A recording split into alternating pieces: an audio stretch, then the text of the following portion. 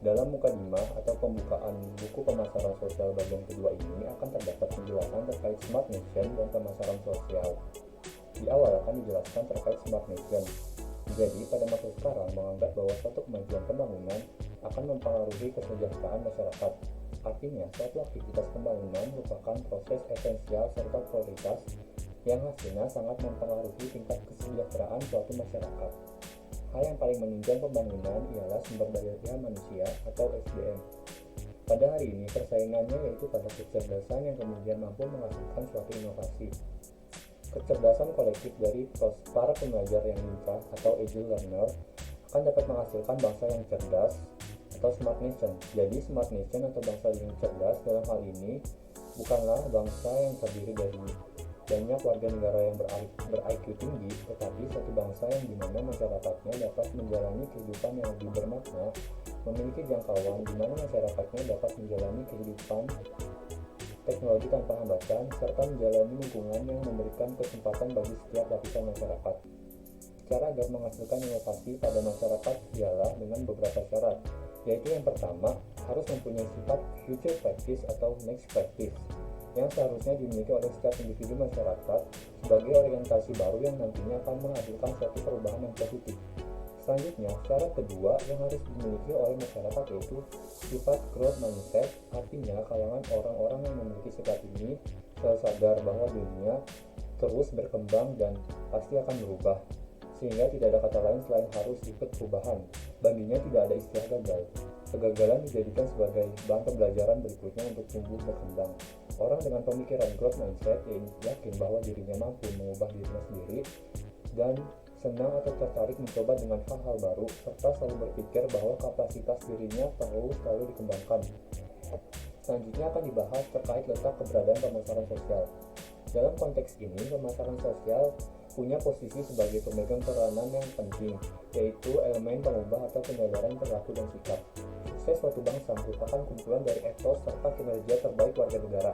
Artinya, semakin banyak warga negara yang punya etos yang baik, serta kinerja yang mumpuni, setiap cita-cita bangsa akan tercapai. Oleh karena itu, untuk membangun visi kesadaran bersama terhadap perwujudan pembangunan, maka diperlukan siasat serta langkah khusus. Oleh karena itu, pemasaran sosial jadi faktor vital dalam pembangunan keseragaman sikap serta perilaku tersebut.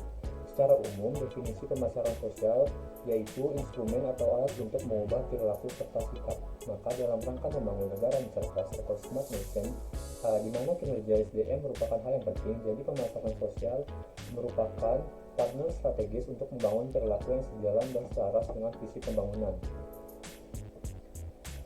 Banyak perilaku yang masih bertolak belakang dengan visi pembangunan secara perlahan dapat dibangun dengan dan dikonstruksikan agar menjadi selaras lewat aksi pemasaran sosial. Adapun sejumlah perilaku yang berpotensi jadi penghambat kemajuan pembangunan, yaitu contohnya perilaku vandalisme, sifat malas belajar, perilaku menyontek, copy paste tanpa mencantumkan sumbernya, perilaku korup, sikap suka mengumpat serta mencela di medsos, serta menyebarkan berita bohong, serta masih banyak contoh-contoh lainnya. Oleh karena itu diperlukan suatu pemahaman sikap serta perilaku masyarakat yang dapat mendukung arah pembangunan. Maka diperlukan pemahaman khusus tentang perilaku serta sikap warga negara yang dapat mendukung pembangunan. Setiap kesuksesan seorang individu pastinya perlu bantuan serta dukungan dari berbagai pihak. Maka dari itu perlu cara agar tumbuh kesadaran bahwa setiap individu bangsa merupakan suatu subdimensi mikro dari unsur makro yang besar. Selanjutnya diperlukan perubahan pola pikir pada setiap individu masyarakat seperti membuang jauh-jauh pemikiran bahwa dirinya ialah objek pembangunan. Maka apabila pemikiran tersebut diubah akan terjadinya perubahan signifikan menuju terwujudnya cita-cita pembangunan.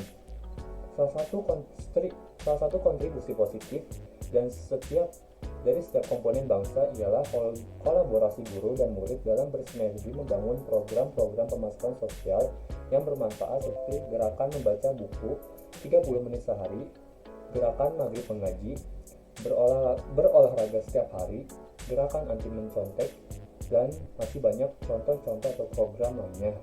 Berikutnya, pemasaran sosial memang sudah lama dikenal di dunia dan sudah diterapkan dalam menjual gagasan untuk mengubah pemikiran, sikap, serta perilaku masyarakat.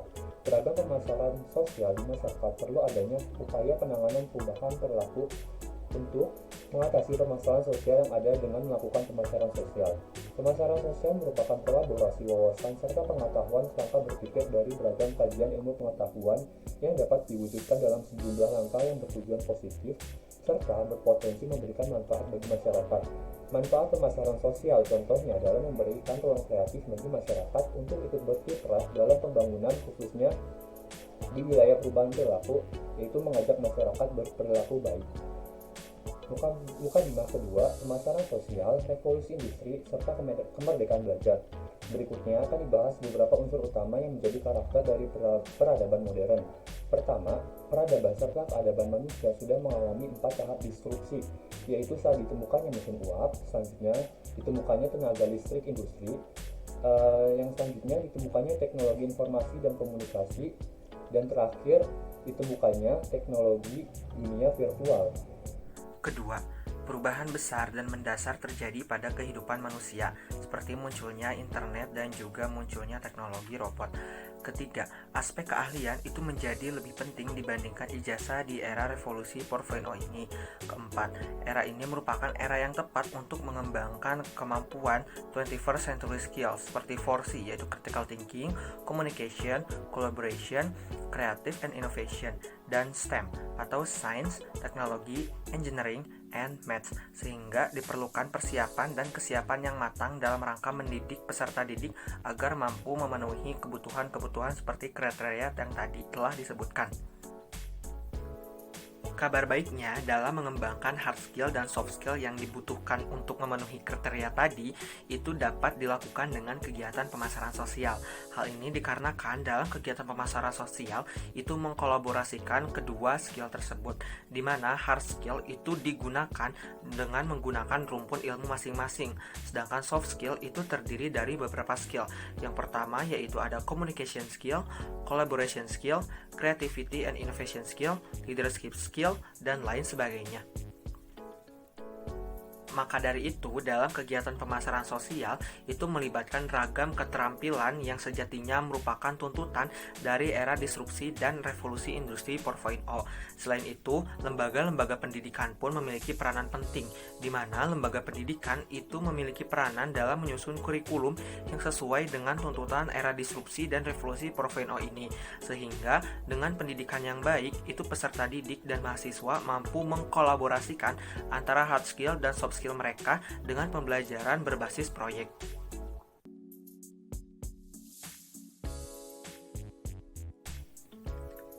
Selanjutnya, terdapat pembahasan mengenai inisiator kebangkitan baru. Kita mengetahui bahwa kegiatan belajar dan mengajar merupakan sesuatu yang sangat penting untuk menciptakan generasi yang unggul. Oleh karena itu, perlu dipahami bahwa karakteristik belajar pada era revolusi industri 4.0 ini berbeda dengan era-era sebelumnya, yang dimana pada era revolusi industri 4.0 ini terdapat beberapa karakteristik pembelajaran. Yang pertama, proses pembelajaran itu menjadi tak terbatas dengan hadirnya e-learning. Yang kedua, proses belajar itu disesuaikan dengan karakter dan kebutuhan individu. Yang ketiga, bebas memilih dan cara belajar sendiri. Yang keempat, belajar lebih berbasis kepada project based learning. Yang kelima, lebih mengarah pada praktik langsung. Yang keenam, penilaian lebih dilakukan secara personal dengan mempertimbangkan kemampuan dan potensi dari tiap-tiap individu. Yang ketujuh, yaitu pendapat siswa dan mahasiswa itu akan dipertimbangkan dalam menyusun kurikulum pembelajaran. Dan yang kedelapan, yaitu siswa atau mahasiswa akan semakin mandiri, di mana pelajar itu berperan dalam melakukan proyek-proyek, sedangkan pengajar hanya berperan sebagai fasilitator. Oleh karena itu, untuk menghadapi dan merespon tantangan tersebut, pemerintah melaunching atau mengeluarkan program yang disebut Merdeka Belajar. Dengan Merdeka Belajar diharapkan siswa maupun mahasiswa itu mampu mengembangkan secara maksimal potensi yang mereka minati dan memang potensi yang ingin mereka kembangkan.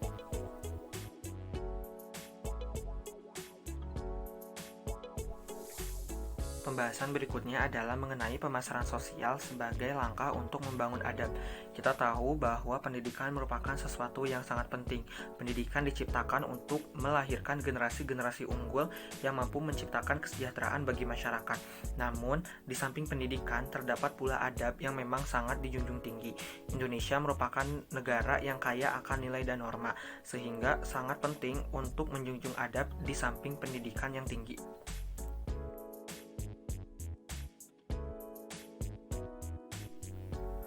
Oke, selanjutnya kita mulai masuk ke pembahasan mengenai bab 1, yaitu pemasaran sosial dan psikologi sosial. Psikologi sosial adalah kajian ilmu yang berusaha memahami keadaan dan sebab terjadinya perilaku individu dalam situasi sosial. Hanurawan menjelaskan bahwa psikologi sosial adalah kajian ilmu tentang interaksi sosial manusia yang meliputi kompetensi antara individu dan komunikasi antar kelompok, kepemimpinan dalam kelompok, dan kepemimpinan dalam organisasi, serta sikap dan perubahan sikap. Pemahaman mengenai psikologi sosial itu dapat menjadi landasan bagi berbagai proses pemberdayaan sosial, di mana kegiatan tersebut itu berarti sebuah kegiatan yang mampu menghasilkan tujuan perubahan-perubahan pada penerima program atau lingkungan sosial mereka.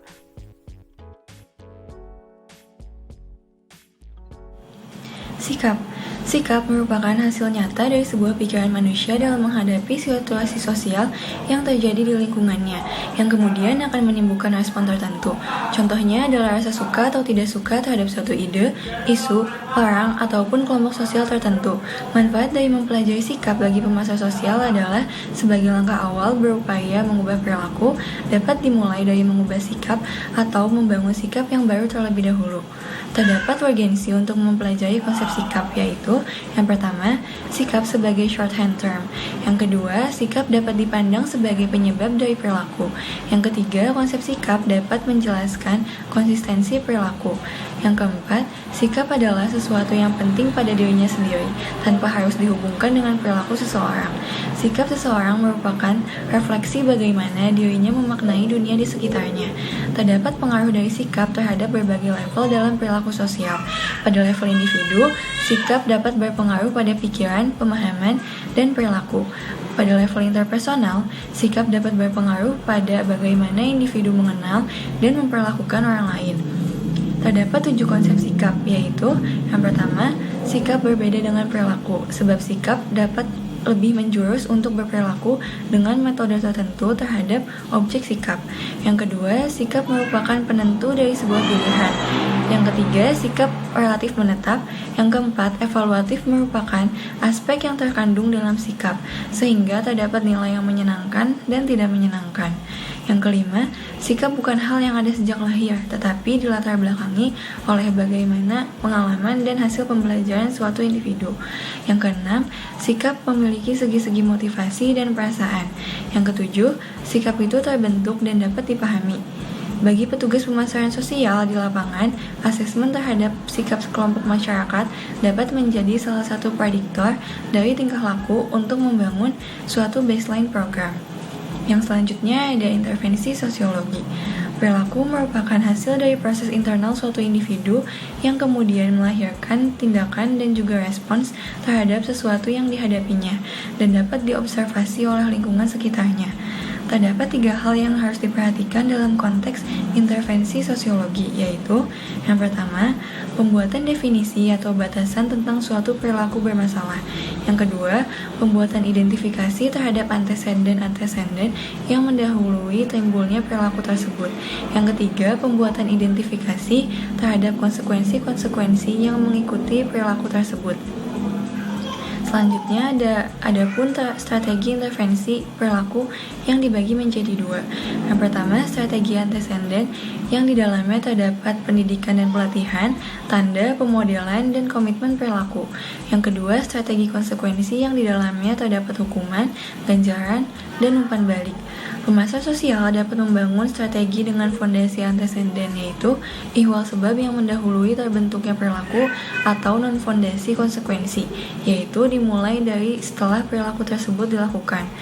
Selanjutnya ada altruisme. Altruisme adalah keinginan untuk menolong orang lain. Terdapat 3 ciri altruisme, yaitu empati, keinginan memberi, dan sukarela. Altruisme sejatinya hadir secara alamiah pada diri setiap individu, sehingga rasa altruisme ini dapat dijadikan sebagai landasan bagi para pemasar sosial untuk menyatukan individu-individu demi menghasilkan aksi pemasaran sosial yang baik dengan mengkonstruksikan perilaku yang positif.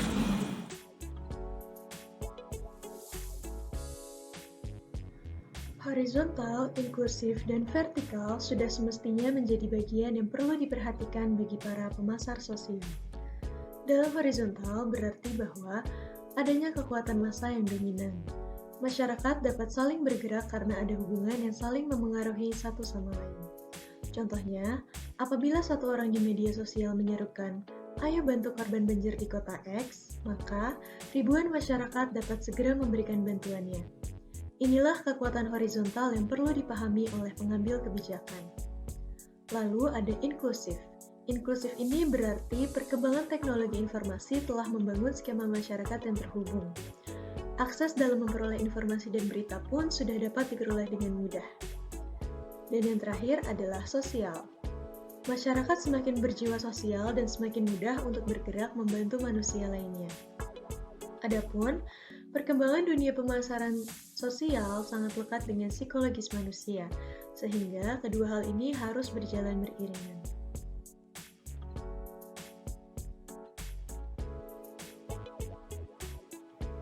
Dunia pemasaran telah mengalami perkembangan yang sangat pesat dari bentuk tradisional ke bentuk digital. Perkembangan ini juga mendorong peningkatan kreativitas yang ditunjukkan melalui leluasnya bentuk iklan dan promosi lewat berbagai media. Hal ini sudah semestinya merupakan sumber inspirasi bagi para pemasar sosial dalam melaksanakan aksinya. Jika dikaji lebih dalam, aktivitas pemasaran sosial merupakan aktivitas yang dilakukan dalam rangka memengaruhi halayak sasaran agar secara sukarela menerima, menolak, memodifikasi, atau meninggalkan hal-hal buruk untuk kepentingan individu, kelompok, atau masyarakat secara keseluruhan. Selain itu, ada pula persamaan antara pemasaran sosial dan pemasaran bisnis. Yang pertama adalah the customer orientation is applied. Hal ini berkaitan dengan pendekatan 4P yang digunakan untuk mengenal lebih dalam orientasi yang dibutuhkan dan diinginkan oleh pelanggan. Yang kedua adalah exchange theory is fundamental. Dalam hal ini, pola pikir atau pendekatan berbasis pemahaman teori pertukaran perlu diperhatikan terutama pada keseimbangan antara apa yang dikorbankan dengan apa yang akan didapatkan. Yang ketiga adalah marketing research is used throughout the process. Hal ini berarti proses pemasaran sosial dibangun melalui proses riset atau kajian terdahulu untuk melihat sikap dan persepsi target adopters terhadap isu tertentu. Yang terakhir adalah audience are segmented. Pada dasarnya, pelanggan itu tersegmentasi atau terdiferensiasi, sehingga diperlukan sejumlah kajian untuk mendalami karakter dari masing-masing pelanggan. Ketika semakin disadari bahwa target individu atau kelompok ataupun masyarakat yang akan diubah perilakunya itu berbeda-beda, baik dalam kebutuhan, keinginan, dan kondisi kehidupannya, maka diperlukan sejumlah pendekatan yang berbeda pula.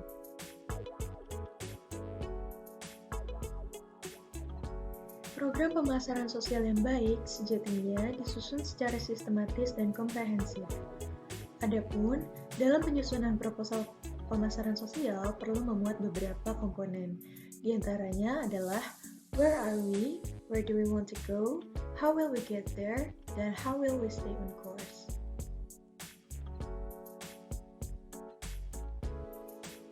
Secara umum, terdapat 8 langkah dalam rangka menggambarkan perencanaan aksi pemasaran sosial. Pertama, yaitu menentukan fokus program tujuan dari kampanye yang akan dilakukan. Kedua, memilih subjek sasaran program sesuai dengan tujuan umum dari program pemasaran sosial yang akan dilakukan. Ketiga, menentukan sasaran dan target dari pemasaran sosial. Keempat, menganalisis subjek sasaran dan kompetisinya dengan mengenali subjek sasaran pemasaran sosial. Langkah kelima yaitu membangun sinergi 4P, yaitu product, price, place, dan promotion. Langkah keenam adalah membangun skema pemantauan dan evaluasi pemasaran sosial. Ketujuh, merencana pembiayaan dan menemukan sumber-sumber pendanaan. Kedelapan, menyelesaikan khususnya dalam jangka waktu yang telah ditetapkan sebelumnya. Mentalitas pengemudi atau self-driving merupakan istilah yang digunakan untuk menggambarkan daya dorong atau inisiatif mandiri dalam membangun kinerja sendiri. Berikut merupakan sejumlah prinsip dari seorang yang memiliki kemampuan self-driving. Yang pertama yaitu inisiatif, berani mengambil langkah yang berisiko. Kedua, melayani dan berpikir tentang orang lain. Ketiga, navigasi, yaitu memiliki keterampilan membawa diri sendiri untuk mencapai tujuan yang diinginkan. Keempat, yaitu bertanggung jawab atas tindakan yang dilakukan. Self-discipline merupakan sebuah kemampuan yang memungkinkan individu untuk bertindak tanpa terganggu oleh keadaan emosi. Individu tidak memerlukan sebuah mood khusus untuk melakukan kegiatan untuk mencapai tujuan yang diinginkannya. Berpikir adalah konsep untuk menyimpulkan suatu isu. Berpikir memungkinkan individu untuk mampu meniru lingkungan sekitarnya dan merepresentasikan sesuai rencana-rencana dan keinginan-keinginannya.